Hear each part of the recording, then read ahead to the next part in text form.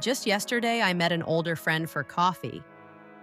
He's in his mid 60s, divorced about 3 years now, lives alone in a quiet neighborhood. He's a nice guy and keeps to himself mostly. And within 5 minutes of sitting down, he leaned forward with this look on his face, cautious, confused, slightly on edge, and said there was a woman in his building who was doing things that made him nervous. He couldn't figure out what she wanted from him. I put my coffee down because the way he said it told me this wasn't casual. Something was happening that he couldn't decode, and it was bothering him enough to bring it up with me specifically. So I told him to walk me through everything from the beginning. And what he described over the next 10 minutes was so textbook I almost couldn't believe he didn't see it himself. She'd moved in about 6 months ago, he said. Early 50s, divorced, lives alone. At first, it was just the normal neighbor stuff. Polite nods, brief hellos, nothing notable. But then things started shifting. She started appearing outside right when he'd get back from his morning walk. Not every day, but frequently enough that it stopped feeling like coincidence. She'd smile, wave, sometimes walk over to chat about weather or the building. Nothing remarkable in the conversations themselves. But the timing was too consistent to be random. Then came the request for help. First, it was a jar she couldn't open in her kitchen. He came over, opened it easily, left. Week later, she needed help reaching something on a high shelf. Then a strange noise she wanted him to check. Then her Wi-Fi wasn't working. Could he take a look? Each time something minor. Something she could have solved herself or called building maintenance for, but she called him specifically. And every single time he came over, she touched him. His arm when thanking him. His shoulder when laughing at something he said. Nothing he could point to as inappropriate, he told me. Just contact, frequent, light. Lingering slightly longer than necessary. Then the food started arriving. She'd made too much dinner. Would he like a plate? She tried a new recipe and needed feedback. Could he come taste it? She baked cookies and thought of him, each offering an invitation into her space, her domestic world. Plus the compliments, he said. And these weren't, "You're so nice," or "You're helpful." These were physical. "You look really good for your age." "You're stronger than you look." "You must work out." Comments about his body, his physical presence, his attractiveness. She'd also started texting him. Building management had shared everyone's numbers for maintenance updates, so she had his. But her texts weren't about building things, he explained. They were personal. "How was your day?" "Did you see that sunset?" "Thinking about trying that restaurant you mentioned. Have you been there lately?" Maintaining connection, extending conversations beyond their hallway interactions. Then he described something that clearly bothered him most. When they talked, she stood close, closer than most people stand, and she held eye contact longer than felt normal. And sometimes he was careful to say he wasn't imagining this. She looked at him in a way that felt different. Not friendly, something else entirely. He leaned back, looked at me directly, and asked what I thought she wanted. Because he didn't want to be the guy who misreads friendly as something more and makes everything weird. I couldn't help it. I laughed, not at him, at the situation, at how perfectly every single detail fit a pattern he somehow couldn't see. He looked slightly offended and asked me what was funny. I said it as directly as possible. She wants to sleep with you, period. She probably hasn't been intimate in a long time, maybe since her divorce, maybe longer, and you're who she's decided she wants it with.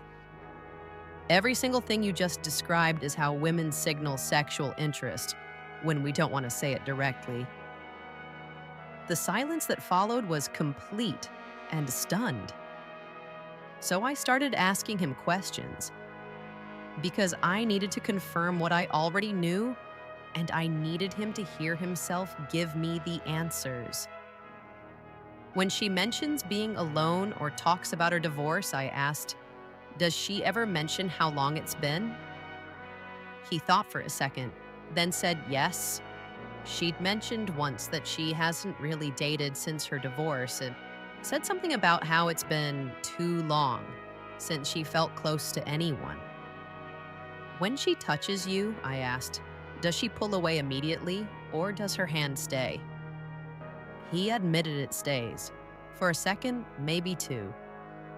Then she pulls away slowly.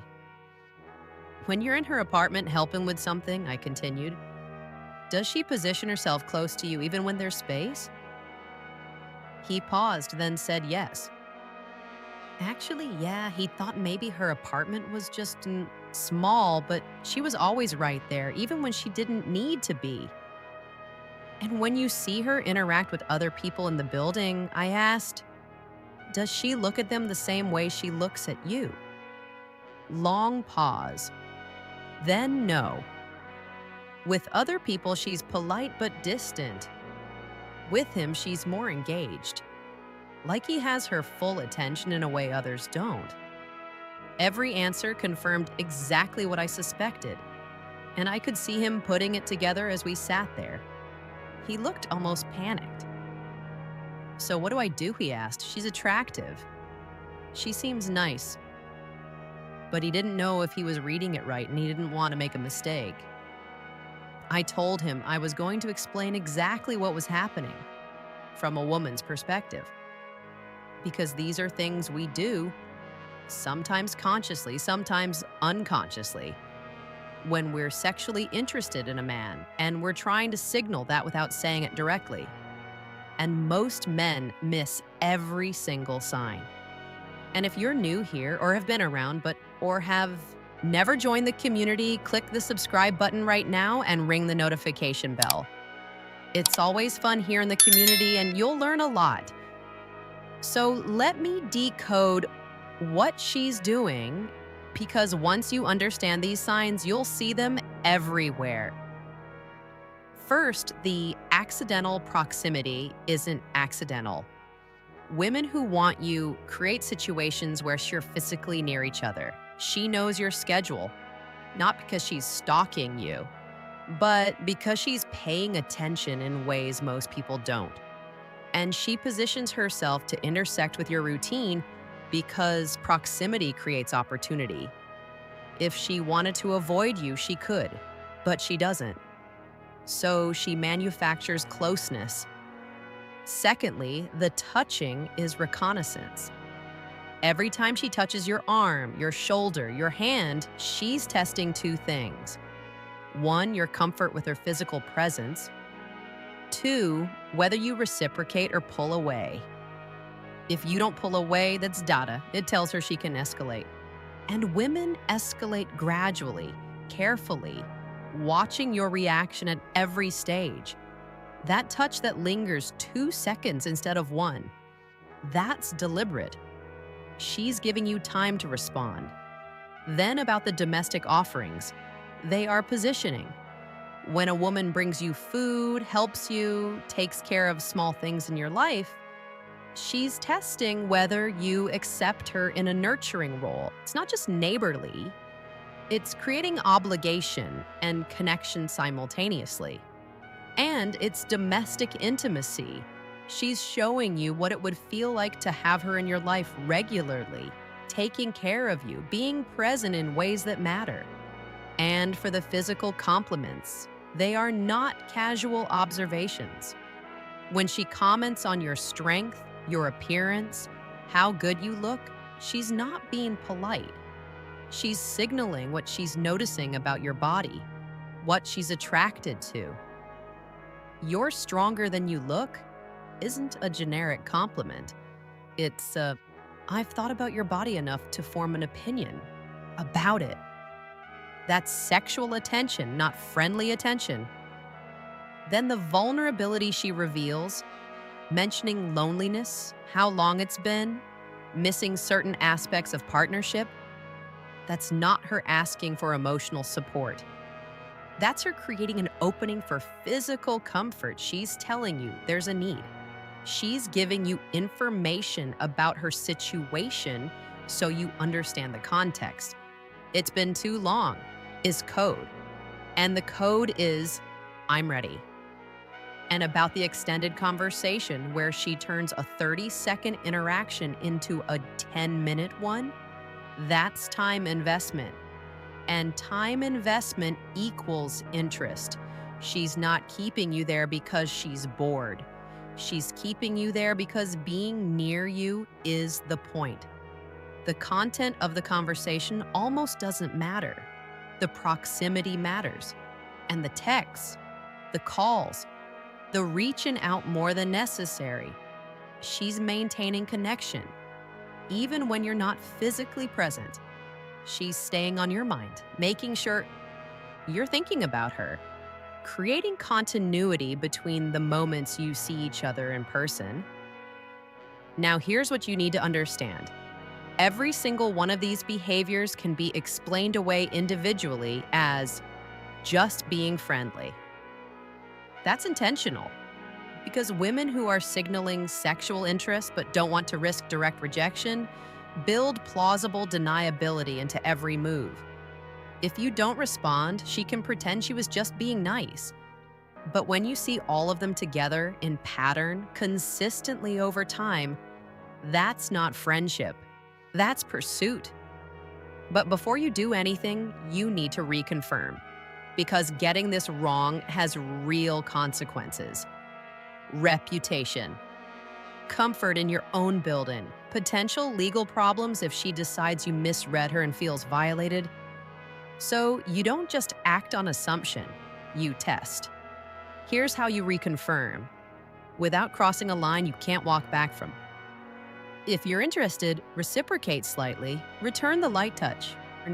When she touches your arm, touch her arm briefly when you respond. Hold eye contact slightly longer than normal. Match her proximity. If she stands close, don't back away. Watch what she does. If she escalates, you're reading it right. If she pulls back, you misread and you haven't done anything that can't be explained as matching her energy. Then create a private moment, not isolated, just one-on-one, and gauge her comfort. Suggest coffee, just the two of you, or a drink, or dinner. Something that shifts the dynamic from incidental hallway interactions to intentional time together. See if she says yes. See how she acts when it's just you and her without the cover of, I need help with something. And use verbal ambiguity that gives her room to confirm without risk. Say things like, I really enjoy spending time with you, or I feel like we have good energy together. These statements are safe. They don't explicitly state sexual interest, but they carry signal. They let her respond in kind if she wants, or deflect if she doesn't. You're giving her control of the clarification without making yourself vulnerable. So let her clarify intent before you state yours. Don't be the first one to name what's happening. Let her escalate verbally or physically to the point where intent is unmistakable. Then respond. This protects you legally, socially, and emotionally. If she wants it, she'll make it clear once she knows you're receptive. If she doesn't, you haven't put something on the table that she has to reject. And critically, do not be instantly frontal about it. Do not say, I think you want to sleep with me, or are you interested in me sexually? That puts her in a position to deny, even if it's true, because you forced her to name it when she wasn't ready. Women signal sexually because direct statement feels risky. Respect that. Move gradually, let her lead the escalation, and confirm at each stage before you go further. And if you're not interested, create gentle distance. Don't suddenly become cold. That's unnecessarily cruel and will make living near her uncomfortable. Just become slightly less available. Don't reciprocate the touches. Keep conversations shorter. Decline the food a couple times. She'll get the message without you having to reject her explicitly. And the friendship, if that's what you want, can continue without the tension. Now back to my friend. I told him all of this. He sat there processing everything, visibly recalibrating every interaction he'd had with this woman over the past few months. Then he said something that's actually the most important question in this entire situation. So, do I want this? And that's what every man in this position has to answer honestly before doing anything. Not, is she interested? That question is answered. The question is, do you want what she's offering? Because if you don't, none of the signs matter. And if you do, you now know how to move forward carefully. He hasn't decided yet, but at least now he knows what the decision actually is. By the way, if you watch this video, there's a book I think you need to read. It talks about how to have sex with a woman, whether younger or older, and make it the most explosive experience she's ever had, even if you're 70 plus. This has nothing to do with drugs or supplements. It's real techniques, strategies, styles, and practical ways that will make your partner, whether young or old, thank you afterward. It's specifically written for men over 60. I went through it, and everything there is 100% true from a woman's perspective. So you need to read it. Link is in the description. Now, look, women signal sexual interest in ways that feel invisible to most men. And then we get frustrated when men don't pick up on signs we thought were obvious. This isn't a game. It's just how we protect ourselves from the vulnerability of direct rejection while still trying to get what we want. Understanding these signals doesn't make you manipulative. It makes you literate in a language most men never learned. And if you love this video, hit that subscribe button and ring the notification bell so you don't miss these conversations every week. And lastly, before you go, tell me in the comments, have you experienced this? Did you pick up on the signs, or did you miss them completely? And if you acted on it, how did you know for sure? I'm Avery Scott, and I'll see you on the next one.